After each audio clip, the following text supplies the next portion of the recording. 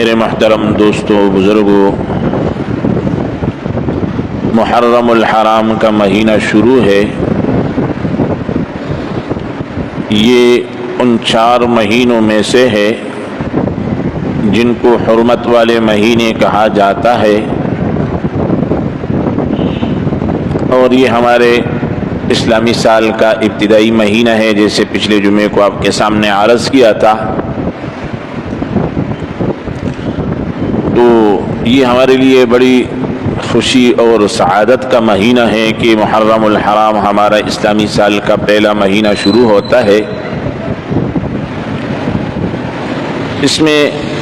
10 محرم کو یوم عاشوراء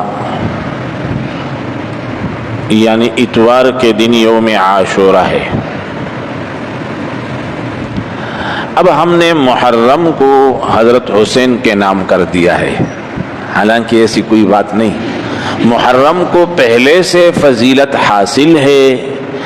10ویں محرم کو روزہ رکھا جاتا ہے، یہ حضرت حسین کی شہادت کے وجہ سے یا واقعہ کربلا کے وجہ سے نہیں، بلکہ ابتداءً یہ روزہ فرض تھا۔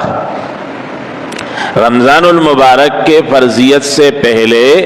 عاشورے کا روزہ فرض تھا۔ جب رمضان المبارک کی فرضیت ہو گئی تو عاشورے کی فرضیت منسوخ ہو گئی، البتہ استحباب اب بھی باقی ہے۔ وسم دلسم محرم روزہ نسل مستحب دی، نبی کریم صلی اللہ علیہ وسلم با دا عاشوری روزہ نسلہ دا وفات کی دون یو کال مخ کی خلقو بھی چی دا روزہ خو یہودم نسی دا محرم دا روزہ دا لسم محرم روزہ یہودم نسی، او یہود زکتا نسی وی چی دا حقا رز دا چی پا دے رز باندی اللہ پاک بنی اسرائیل تا نجات ورکڑے دا فرعون او دا غد لخکرنا، او فرعون سر لخکرنا پا دریا کے غرق شوے ہو۔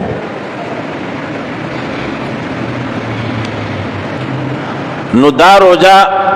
یہودیانم نسی۔ حضور ارشاد فرمائلو دا وفات نا یو کال مخ کی کہ آئندہ کال تا پات شما نو زبد لسم سرا نہم مرگرے کم، نہم محرم، لیکن آئندہ کالا پوری حضور پاتی نشو۔ نو خبر خدا دا چی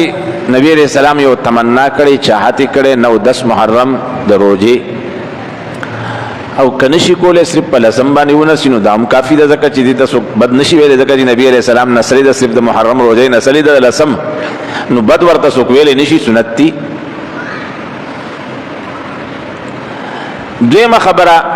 مشکات شریف کی یو روایت تے، وائی چی کم خلق پا لسم محرم باندی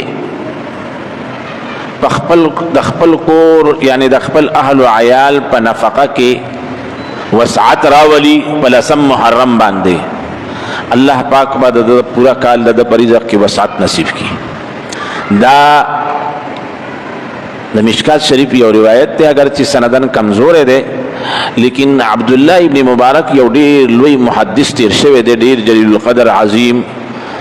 محدث تیر شوے دے، آغا ارشاد فرمائی چی منگا پا دی باندی تجربہ کردی دا، پا دی خبرہ منگ تجربہ کردی دا چی سوک پا لسم محرم باندی پخپل کور والو باندی پا رزق کی وسعت راولی، اللہ پورا کال دے خساتی۔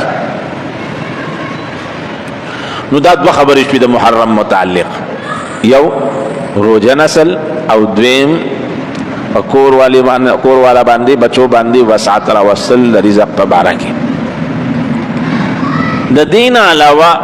نوری طول خبری پروپیگنڈی دی، دا حدیث سرا، دا قرآن سرا، دا سنت سرا، دا فقہ سرا، دا آغی حس تعلق نشتی۔ کبھی آغا حلیمی، کاغا بیا سبیلو نہیں، کاغا بیا ہر سچی، داسی ظالمان خلق تے پرون روانم پا یوزے کی نو رش لگی دلے، وہ روڈ بندو ما ویلی چې یاره دلته خو چېرته روډ نه دی بند شوی چې اکسیډنټ وشو که داسې چل دی چې روډ بند دی نو چې مخې ته لاړم ومې کتل نو سبیل لګېدلی او موږ تاسو ټول په هغه شربتونو باندې ورخلاصو ګاډي په غځې پرېښې دي په روډ کې او په شربتونو ورخلاص دي روډ بند دی روډ جام دی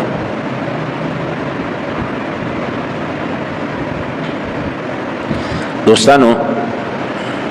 نظر و نیاز عبادت تے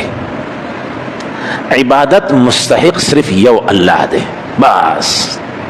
نظر و نیاز سے دے عبادت تے او دا عبادت مستحق یو اللہ دے بل سوک دا عبادت مستحق نشتے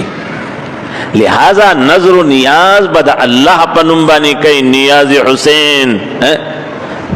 حلیم ویشلے کی گی بریانی نی ویشلے کی گی دا جائز نہ دی نیاز حسین جائز نہ دی نیاز صرف دا چا دے دا اللہ ذکر چتا استماوی دا عبادت تے نظر عبادت تے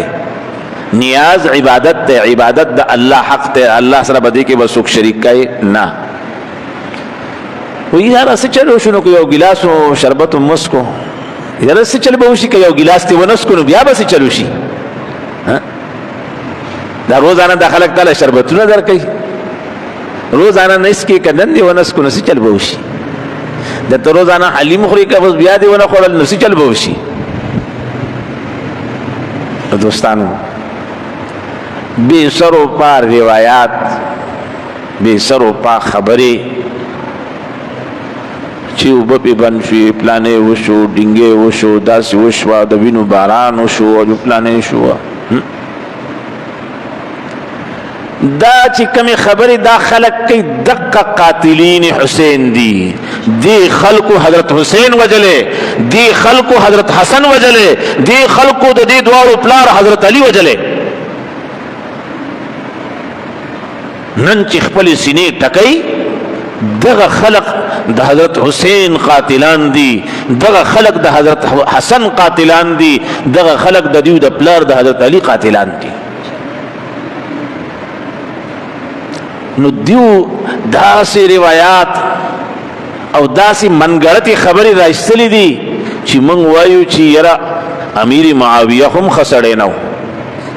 چی خپل زوی یزیدی بادشاہ کو خلیفہ کو دوستانو واو رئی یو محدث تیر شوی دے داغنا خلق تپوس کئی چی عمر بن عبدالعزیز دیر لوی سڑے تیر شوی دے بادشاہ خلیفہ او وای چې د صحابو نرستو د ټول دنیا عدل او انصاف یو طرف تکي او د عمر بن عبدالعزیز عدل او انصاف بل طرف تکي نو د ټول دنیا عدل بداغه عدل ته ونرسي عمر بن عبدالعزیز دومره لوی سړی چې علما دا وایي چې د صحابو نرستو د ټول دنیا عدل انصاف را جمع کړي او د حضرت عمر بن عبدالعزیز عدل او انصاف ته ونرسي دا سه دیندار پرهیزګار متقی د صحابه او د خلفای راشدین او نظم بیا ژوندې کو دوباره خلافت ژوندې کو چې خلیفہ شو کور تراغ نو اول خزی ته وی تاسو چې دا کالی دي کنه دا استپلار جوړ کړی دي استپلار د بیت المال د مال نه جوړ کړی دي یا به ما اخلي یا به کالی اخلي بس لنډه خبره ده ک کالی دي خوخي خزا او کزدی خوخم دا کالی به مال راکای دا به بیت المال کې جمع کوم دا به بیت المال کې جمع کوم